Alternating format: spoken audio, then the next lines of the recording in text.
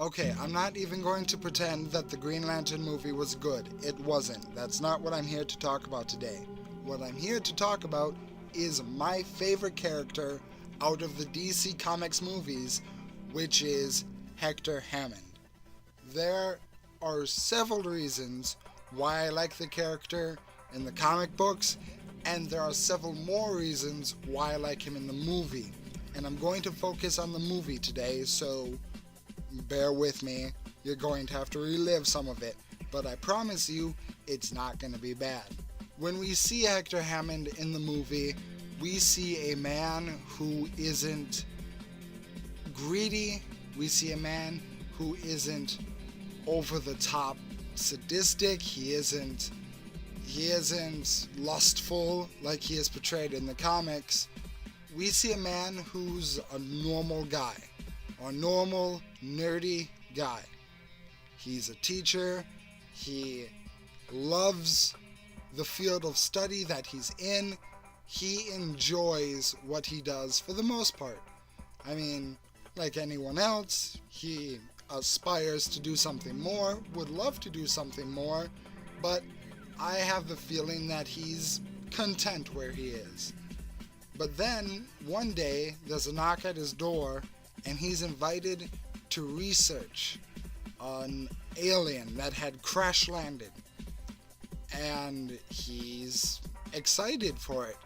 When he's going through the testing and the research phase, looking through Abin Sur's dead body, we can hear his excitement. We can see that he's so very interested in what he's doing, and that is infectious when it comes to an audience member. When we see a person who genuinely enjoys what he's doing, it makes us enjoy what they're doing. And I feel like Hector Hammond in this movie was able to get that across very well. I am blanking on the name of the actor, so I'm just going to refer to him as Hector Hammond. Anyway, we see Hector going through his whole research, going through his whole, testing and whatnot, and he says one of my favorite lines in any movie, especially those that feature aliens, and he notes, it's not really a specific line, it's a note, and he says that something along the lines of, it's miraculous that there's an alien that has very, very similar features to that of a human being. It's anthropomorphic. And he lists off that there could be a common ancestor or just some tie to humanity to this race. And the potential for that is amazing, and how interesting that development is. Again, it's another infectious moment where you feel happy for him, and you're kind of intrigued yourself. You want to delve into this more. And when he is told by Amanda Waller to not delve into this or to not reveal the secret, you can see the visible disappointment on his face, because he's talking about wanting to share this with everyone. At this point, while it's still early in the movie for him, there is not a shred of malice or villainy in his character whatsoever. He is a genuinely good guy. He looks a little wormy, he looks maybe a little awkward, but that's not a crime. It's not like he's doing anything bad because of it. So I'm really in the corner of this character. I really want to see where it goes from here, because he's being dragged out of his normal area into something completely over his head, to be fair, because he's not expecting this. This is not the area he works, and later we find out that he's not even qualified for this, by his own words. So it's a very interesting character development that we're going through here, and it happens so very quickly. So it's a very engaging part of the story for a movie that has very little engagement or anything to be excited for in it.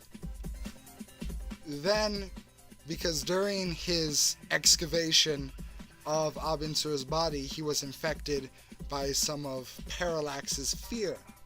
We see Hector Hammond giving his class a lecture, and we see that he's starting to gather some of his abilities, like telepathy.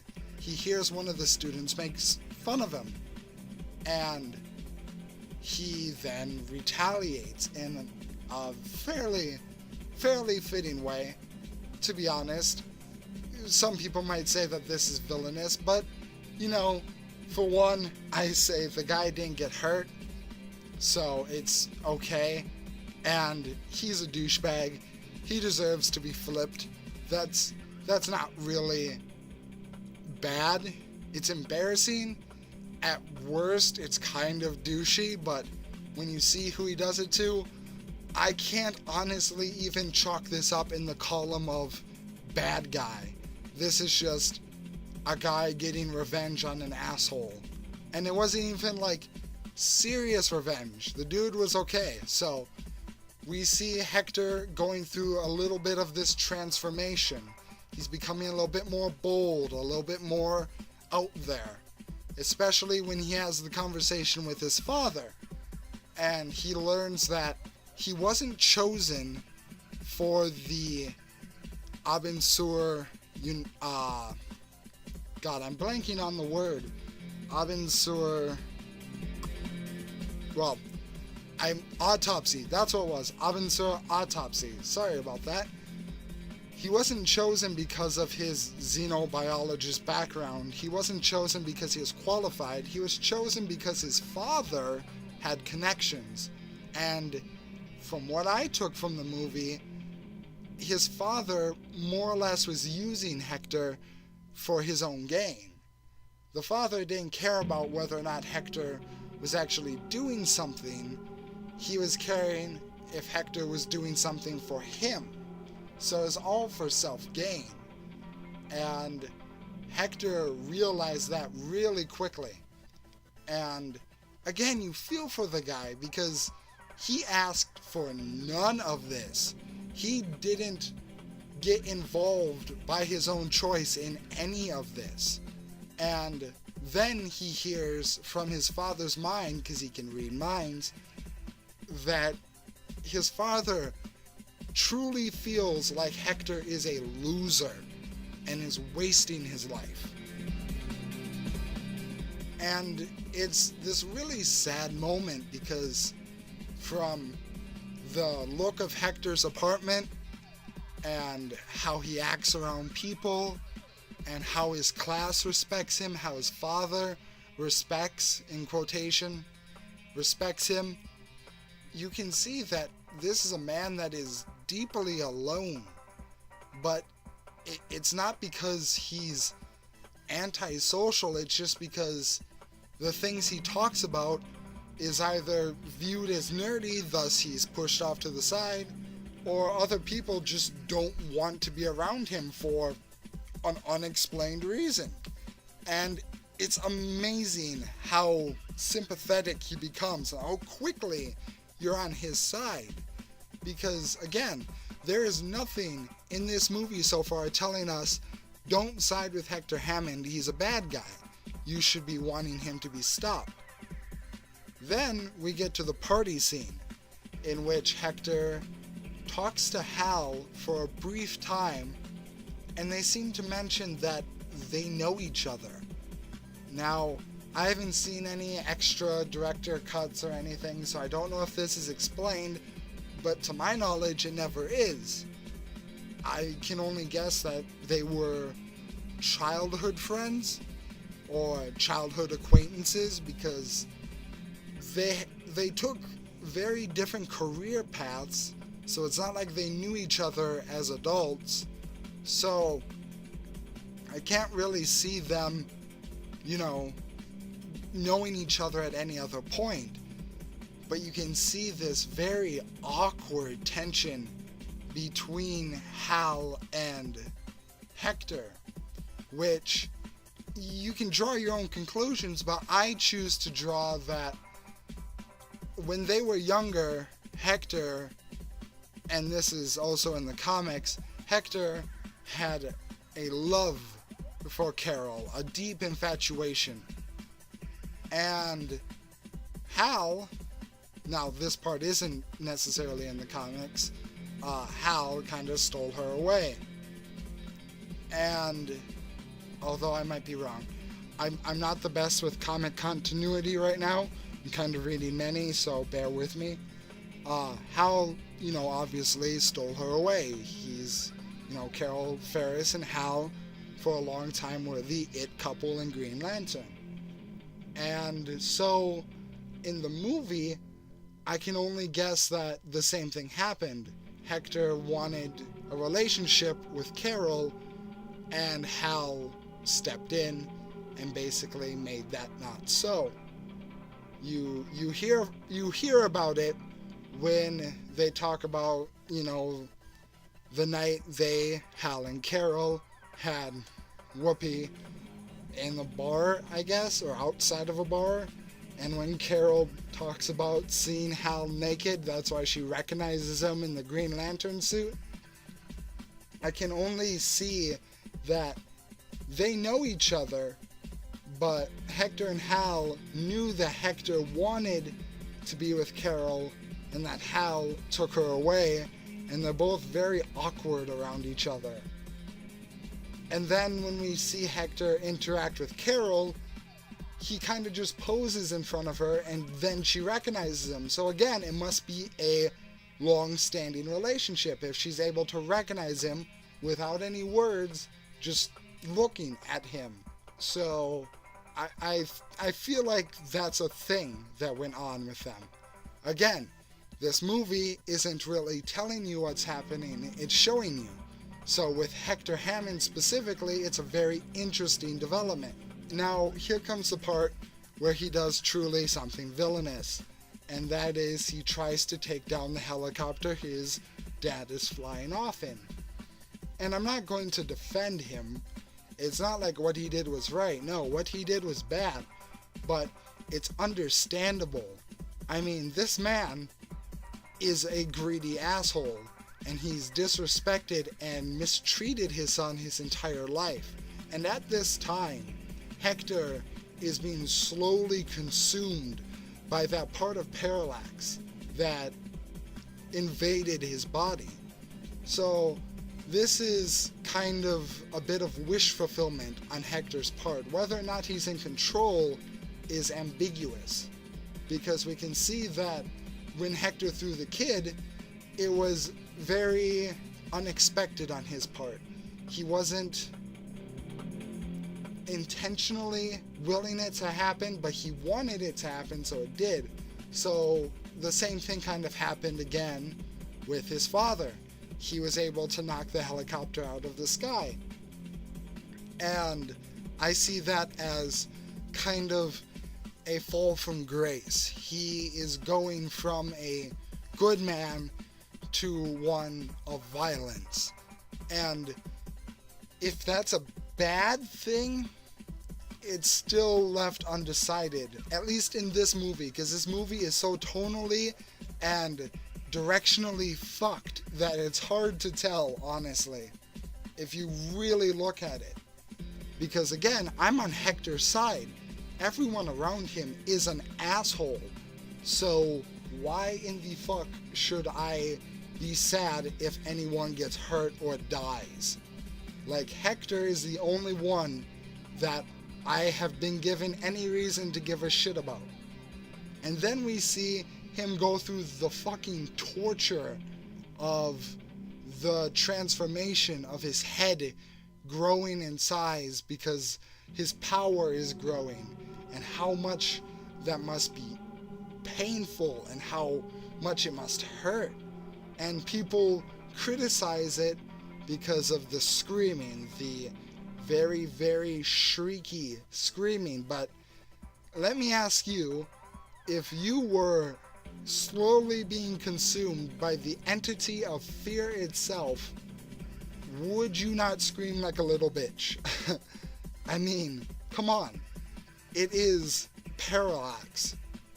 It is the very definition of fear. It is the entity of fear. It is fear itself, slowly consuming a man who days previous was just a teacher. Would you expect anything less? Like, you can't honestly say that, oh, the screaming's annoying because it's loud and shrieky, because, you know, I would do anything less in this situation. No, you fucking wouldn't. You would fucking scream like a little bitch too. So, it's very relatable, and this transformation, if it was brought in a way slightly less sinister from a direction point of view, it would definitely come off as more of a superhero origin than anything, because this guy is taking revenge on those who have bullied him, and it looks more like Spider-Man than anything.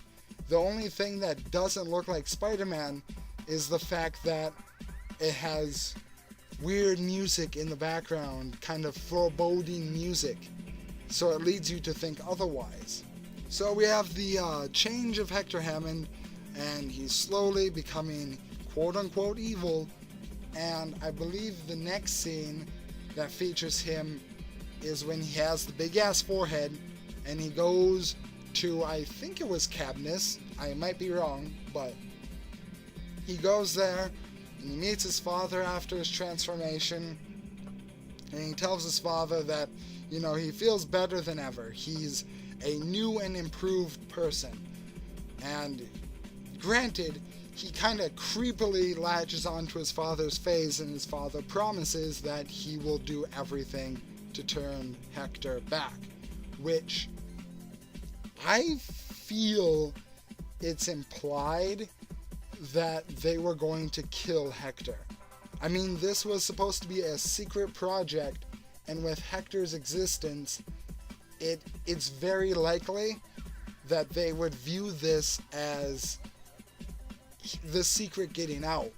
So I feel, I might have missed a line or two, but I feel like it's heavily implied that he was about to die when he woke back up and his father said, "I'm only doing what's best for you." I feel like he was putting his son down at that point. So when Hector broke free, and when Hector fucked everyone up, that was a triumphant moment. I mean, Hector's taking control of the power that he has, and it's wonderful. I didn't feel fucking sorry for one moment when his goddamn dad died, because his dad is an asshole. His dad was closer to a villain than any other human in this movie. He was far and beyond more sinister than Hector ever was, if you take aside the creepy music that would play when Hector was on screen. So I wasn't sad. I was proud of Hector, and watching him was a joy. The way he took control of his power was great, and the way he kicked Green Lantern's ass was also hilarious. The introduction of his new powers through touch, these were all very fascinating developments, and I wanted to see more. And then you saw him in the last scene he's in, when he has Carol Ferris hostage, and he's talking to Green Lantern Hal Jordan, and he mentions that he was in love with Carol Ferris, again, going back to their backstory, again, building on their backstory. I'm still more fascinated by it than anything else in this movie. And, you know, this is where he becomes full-on villain. He's holding Carol hostage with a syringe full of the fear symbiote or whatever to her neck, and, you know, this is Green Lantern's, you know, stepping up point, like, oh, I'm gonna sacrifice my ring and I'm gonna give it to you. And then Hector uses the ring, tries to use it on Hal, because Hal in this movie is a douchebag and I would love to see him blown up. But nope, apparently you can't use the ring on a Green Lantern because you weren't chosen, which is bullshit if you know Sinestro's backstory. So, I don't know what the fuck that was about. And then you have Hector's tragic death. Truly tragic. Cinema Sins said it best themselves, that who cries for Hector Hammond? It's the most tragic villain death ever. He gets no redemption, and he was not motivated by any negative attribute. If anything, I would have killed, because I thought this when I first saw the movie and before I was a Green Lantern fan. I thought it would be cool as hell if Hector offed Hal Jordan and kicked Parallax's ass. I don't know how he would do that. Like, you could argue that after he kills Hal Jordan, he no longer feels the fear, and the fear that was in him kind of